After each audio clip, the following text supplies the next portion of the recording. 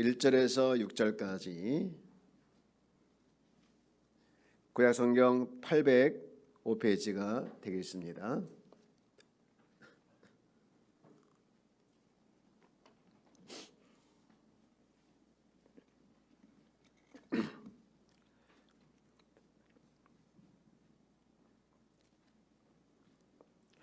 우리 함께 시편 1편 1절에서 6절까지 말씀을 함께 합독합니다.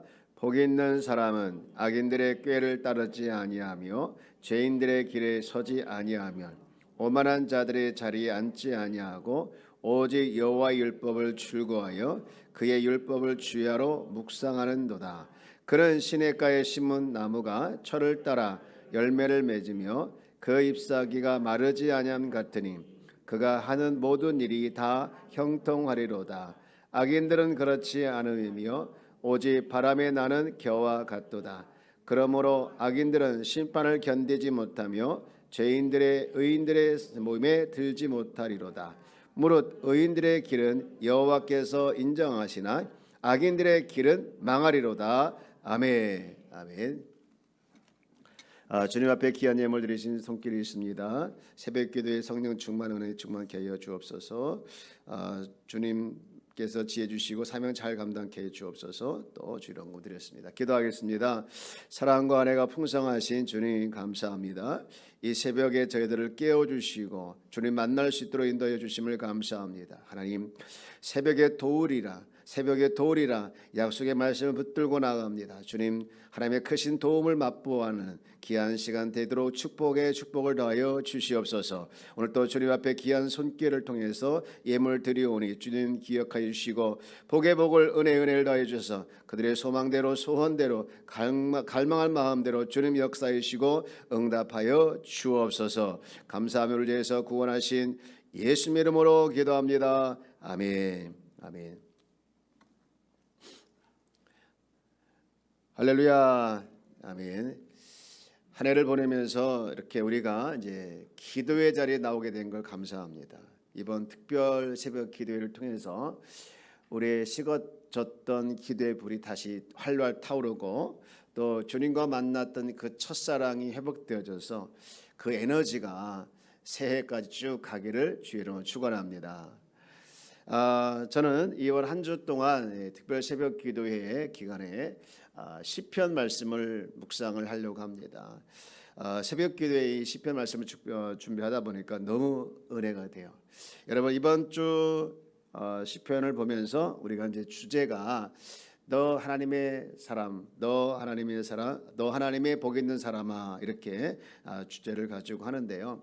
사실 시편 전체가 복입니다. 복에 대해서 다루고 있고 어려운 사람도 있지만 그 어려운 가운데서 하나님께서 함께 하셨던 복을 찬양하고 있는 것이 바로 시편인데요.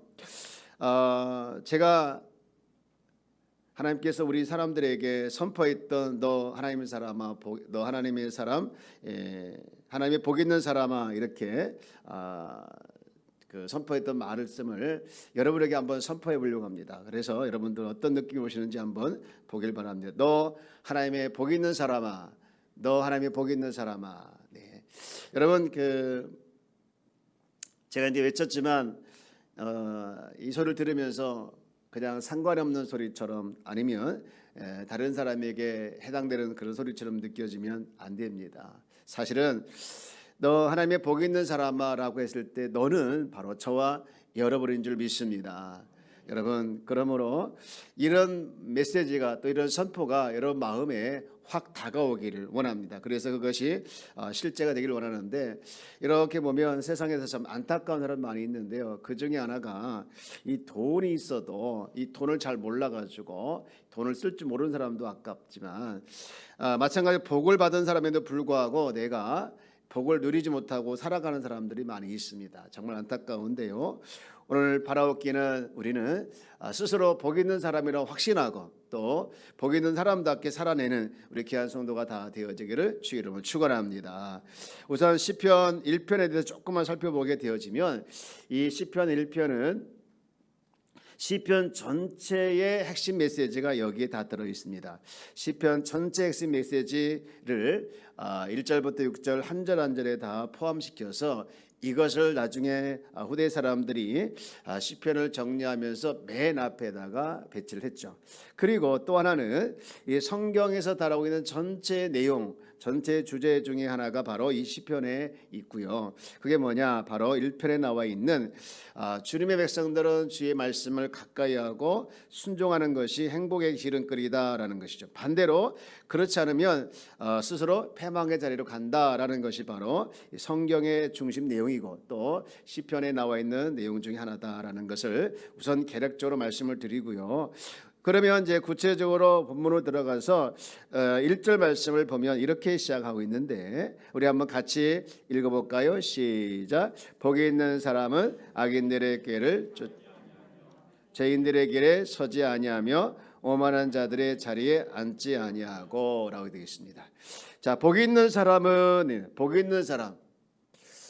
여러분 혹시 이 행복 동안 기도회 요거 받으셨죠? 예, 요거는 이제 여러분들이 이번 주도 가지고 다니시고 또 다음 주도 저녁에 가지고 다녀서 말씀을 드리면서 적으면 좋겠습니다. 사실은 머릿속에 기억은 오래 가기도 하지만 더 오래 가는 것이 기록한 것이 더 오래 가죠. 나중에 적은 것을 가지고 한번 또 복습하면 그때 이 말씀을 하셨지 또 이 말씀을 들었지 하면서 기억이 나고 또 그것을 가지고 기도할 수 있게 되니까 여러분들 준비하면서 또 이렇게 들으면서 적으면 좋겠습니다.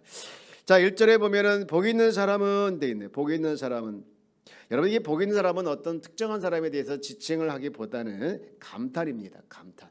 복 있는 사람 무슨 감탄이냐? 그 사람은 얼마나 행복하겠는가 이런 의미가 들어 있어요. 그 사람은 얼마나 행복하겠는가. 예, 그 사람은 얼마나 행복할까 이런 의미가 담아 있는 것이 복 있는 사람은 뜻이에요. 그러면 그 사람이 누구냐? 3절에 나와 있는 사람이죠. 3절에 보면 그는 이렇게 돼 있죠. 그는 시냇가에 심은 나무가 철을 따라 열매를 맺으며 그 잎사귀가 마르지 아니함 같으니 그가 하는 모든 일이 다 형통하리로라. 아멘. 여러분 그 사람은 복 있는 사람은 했을 때 다 형통한 사람이 바로 그 사람인 줄 믿습니다. 여러분 제가 질문 한번 해볼까요? 질문 무슨 질문이냐? 제가 이렇게 질문 한번 해볼게요. 여러분 복 받은 사람입니까? 예, 좀 당황할 수 있겠지만 많은 분들이 다른 사람을 통해서 내가 복이 많다 이런 소리를 듣지를 못한다고 해요. 그래서 스스로 생각하기는 나는 참 복도 지질이 없다 이렇게 말하시는 분이 많이 계셔요. 가정도 능력도 환경도 다 복이 없다고 아무리 노력해도 일이 안 터지고 아무리 노력해도 되는 일이 없다 그렇게 생각하면서 나는 정말 지질이 복이 없다 그렇게 생각하시는 분이 참 많이 계신데 그러나 실제로 그렇지 않습니다. 여러분 특히 예수님을 영접한 사람은 누구나 복 있는 사람인 줄 믿습니다. 여러분 그 사람은 복이 모르는 사람이 아니라 복이 무엇인지 아는 사람이에요. 만약에 여러분의 자녀가 여러분한테 이런 말을 했다 한번 생각해 보실래요? 나는 진짜 불행한 사람이야 라고 말을 했다고 하면 여러분 뭐라고 말하시겠습니까? 나는 복이 없는 사람이야 지질이 복도 없는 사람이야 말을 했으면 부모 입장에서 봤을 때 굉장히 안타깝잖아요. 그 아이는 집도 있고 가족도 있고 또 건강도 하고 먹을 것도 있고 공부할 수 있는 그런 환경도 되어지는데 왜 그렇게 아이가 불행하다고 생각할까? 복이 없다고 생각할까? 하면서 안타까울 수 있겠잖아요. 그것은 복으로 모르기 때문에 그런 거죠. 2020년도 송구 영신 예배 때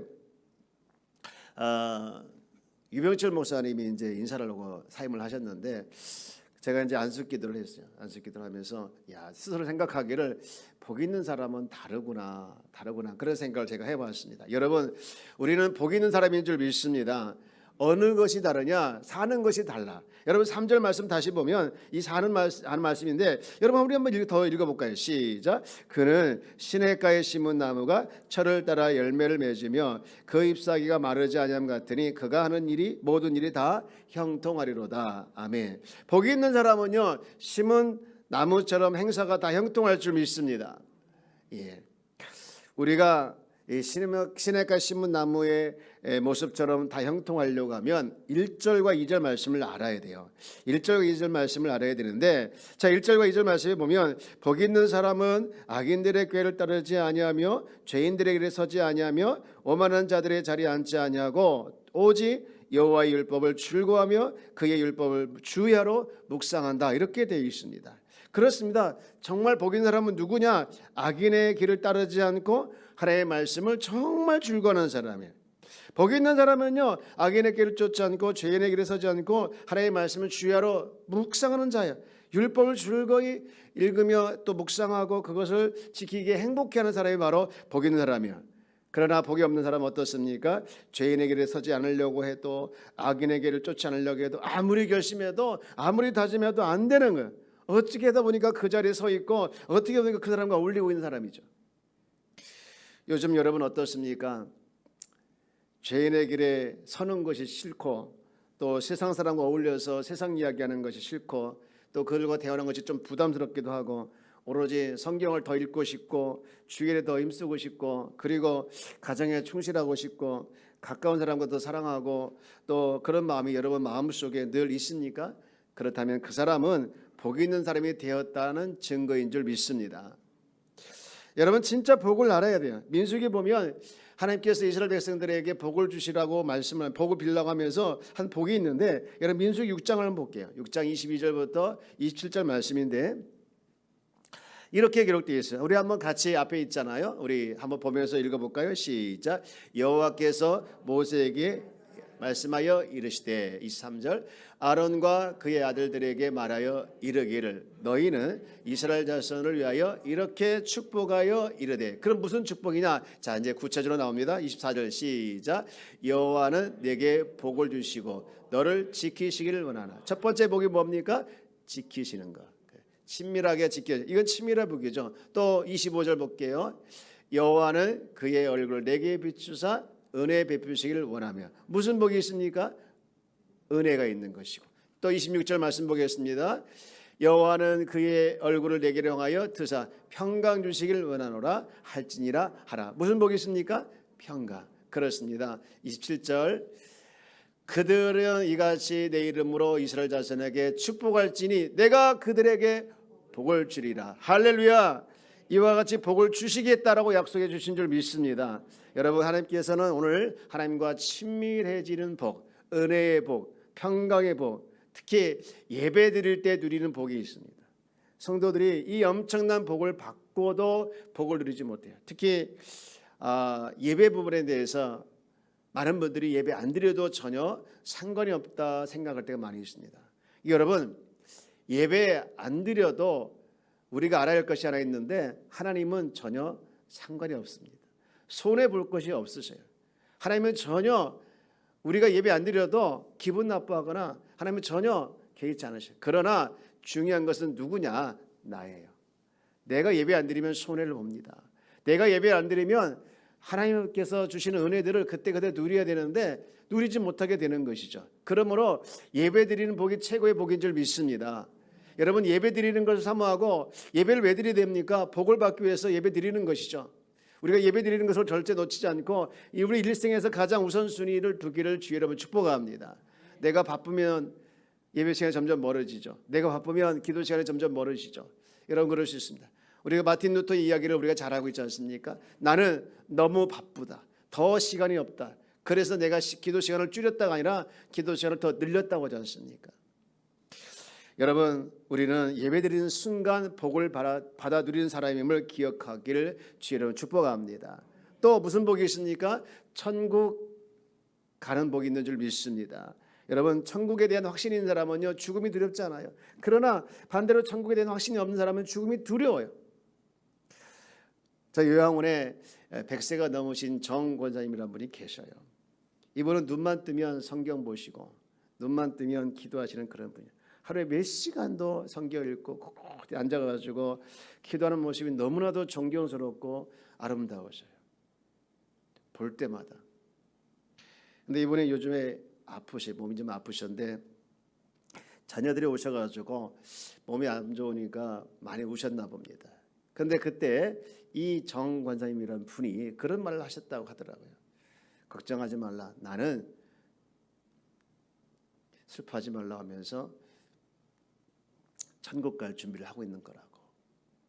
천국 갈 준비를 하고 있는 거라고. 이렇게 말씀을 하셨다는 거예요. 제가 그 말을 들으면서 이분은 진짜 천국을 사모하고 이분은 진짜 하나님의 백성이구나. 그렇게 제가 스스로 생각을 했습니다. 여러분, 천국에 대한 소망이 있습니까? 그러면 복 있는 사람인 줄 믿습니다. 그리고 무엇보다도 복 있는 사람은요, 2절의 말씀처럼 말씀을 사모하는 거예요. 여러분, 2절 말씀을 보면 오직 여호와의 율법을 출구하여 그의 율법을 주의하러 묵상하는 자도다. 이 말씀에 대해서 부담을 느낀 사람이 있어요. 성경을 읽으십시오. 성경을 읽어야 하면요 부담해. 시간이 없는데 성경을 언제 읽고 시간이 없는데 성경 읽는 것이 왠지 부담스럽고 하는 사람이 있습니다. 여러분요 잘 들으시기 바랍니다. 우리는 이 모든 모두에게 원죄가 있기 때문에 하나님의 말씀이 부담스럽고 또 우리가 부자연스러워요. 그러나 예수를 믿게 되어지면 우리는 전혀 새로운 마음이 일어나게 되는 줄 믿습니다. 그래서 말씀에서 은혜를 받고 하나님의 말씀을 사모하게 되어지고 갈망한 마음이 생기는 거예요. 여러분 고린도전서 2장 말씀 볼래요? 2장 12절 말씀에 보면 이렇게 말씀하고 있죠. 우리의 존재가 어떤 존재인가를 말씀하고 있는데 한번 같이 읽어볼게요. 시작. 우리가 세상의 영을 받지 아니하고 오직 하나님으로부터 온 영을 받았으니 이는 우리로 하여금 하나님께서 우리에게 은혜를 주신 것들을 알게 하려 하십니다. 우리가 무슨 영을 받았습니까? 세상의 영을 받지 아니하고 하나님께로부터 온 영을 받았다는 거예요. 그래서 하나님께서 주시는 것들을 사모하고 알게 된다는 것이죠.